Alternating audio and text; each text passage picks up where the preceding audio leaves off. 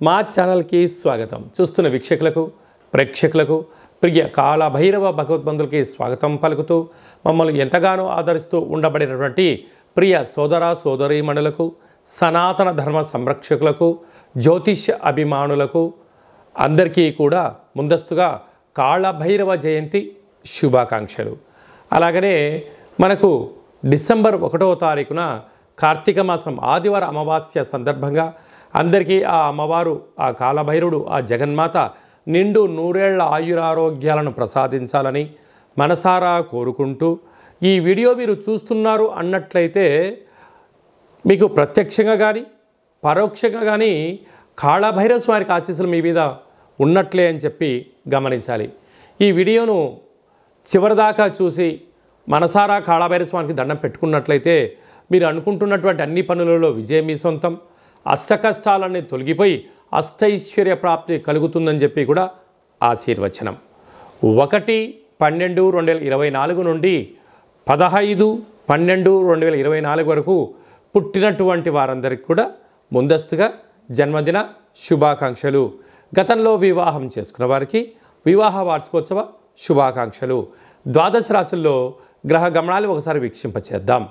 వృషభ రాశిలో దేవగురు బృహస్పతి శత్రుస్థానంలో సంచారం చేయడము, కర్కాటక రాశిలో కుజ భగవానుడు నీచభంగ రాజయోగ సంచార స్థితి, కన్యరాశిలో కేతు సంచార స్థితి, వృశ్చిక రాశిలో రవిబుధ సంచార స్థితి బుధాదిత్య రాజయోగము, ధనుసు రాశిలో శుక్ర భగవానుడు, కుంభరాశిలో శని భగవానుడు స్వక్షేత్ర వక్రగమన సంచార స్థితి, మీనరాశిలో రాహు సంచార స్థితితో ద్వాదశ రాశుల్లో గ్రహ గమనాలు ఈ విధంగా ఉన్నాయి.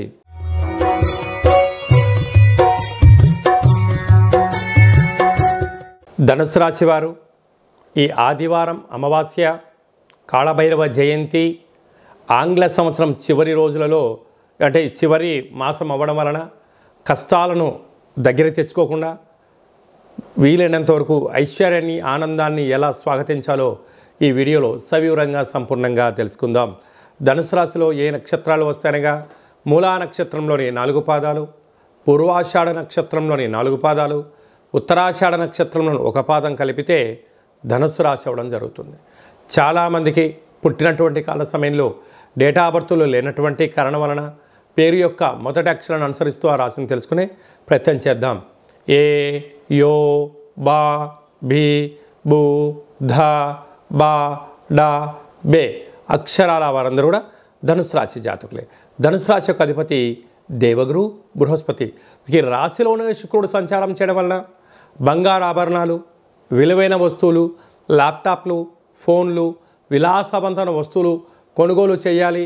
నిత్యము అత్తరు, సెంటు, పన్నీరు, సుగంధ పరిమళాలతో జీవనాన్ని పొందాలని మీ కోరికను మరో మెట్టు ఎక్కిస్తూ ఆనందకరమైనటువంటి, ఆరోగ్యకరమైనటువంటి వస్తువులు క్రయ విక్రయాలు కొంటూ సకుటుంబ సపరివార సమేతంగా ఆనందంగా ఉండే ప్రయత్నం చేయడంలో మీరు ముందు వరుసలో ఉంటారు అని చెప్పి గమనించాలి.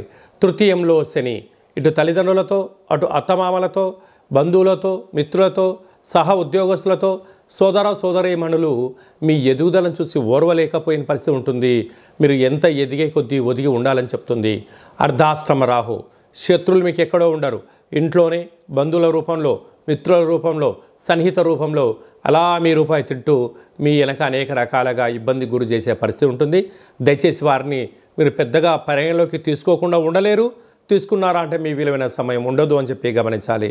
6వ స్థానంలో గురువు నిత్యము ఏదో అభద్రతాభావము, అంటే రుణ సమస్య, రోగ సమస్య, ఏదో చోర సమస్య, నన్ను ఎవరో అధికారంగా చలాయిస్తున్నారు అనేటువంటి జీవన విధానం పొందే పరిస్థితి అధికంగా ఉంటుంది. అష్టమంలో కుజుడు, అంటే అష్టమంలో కుజుడు వల్ల రక్తహీనత, నరాల బలహీనత, పెరాలసిస్ లాంటి వ్యాధులు, అనేక మంది శత్రువులు పొంచి ఉండడం, చెక్ బౌన్స్ అవ్వడం, పోలీస్ స్టేషన్లు, కోర్టు గొడవలు, వాహన ప్రమాదాలు పొంచి ఉన్నాయి. కనుక వీలైనంత వరకు నీటికి, నిప్పుకు, వివాదాలకు దూరంగా ఉండే మానవ ప్రయత్నం చేయాలి. పోతే వ్యయంలో బుధాదిత్య రాజయోగం, ప్రభుత్వ అధికారులతో చాలా అప్రమత్తం అవసరము.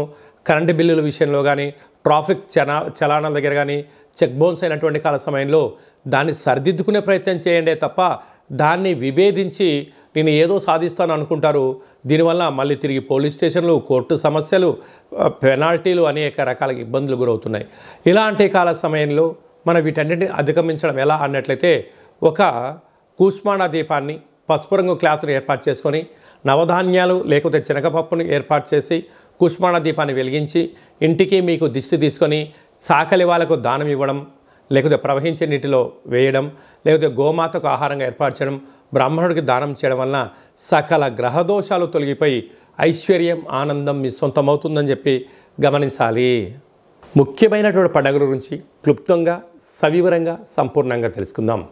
1వ తారీఖు ఆదివారం అమావాస్య, కార్తీక మాసం అమావాస్య అవ్వడం వలన వీలైనంత వరకు మనమందరము కూడా గృహంలో ఇంటిని శుద్ధి పెట్టుకొని ఇంటికి మామిడాకులు, కొబ్బరాకులు ఏర్పాటు చేసుకొని కూష్మాండ దీపాన్ని ఏర్పాటు చేసుకొని వెన్నతో దీపం పెట్టడం వలన సకల దుష్టగ్రహాలు తొలగిపోతాయని చెప్పి గమనించాలి. అలాగే కాళభైరవ స్వామికి స్మరణ, కాళభైరవ స్వామికి కూష్మాండ దీపము, కాళభైరవ స్వామి సౌభాగ్య ముడుపు ఏర్పాటు చేసుకోవడం వలన సకల రాబోయే కాలమంతను కూడా మనకు సువర్ణ యుగం అని చెప్పి గమనించాలి. ఆదివారం అమావాస్య రావడం సందర్భంగా తెల్ల జిల్లేడు యొక్క వృక్షాన్ని పై కొమ్మలు తీసేసి వేరు తీసుకొని వచ్చి సింధూరం తీసి పూజ చేసుకొని ఇంట్లో పెట్టుకున్నట్లయితే మనకు రాబోయేటువంటి 7 తరాల వారికి అద్భుత రాజయోగం మన సొంతం అవుతుందని చెప్పి గమనించాలి.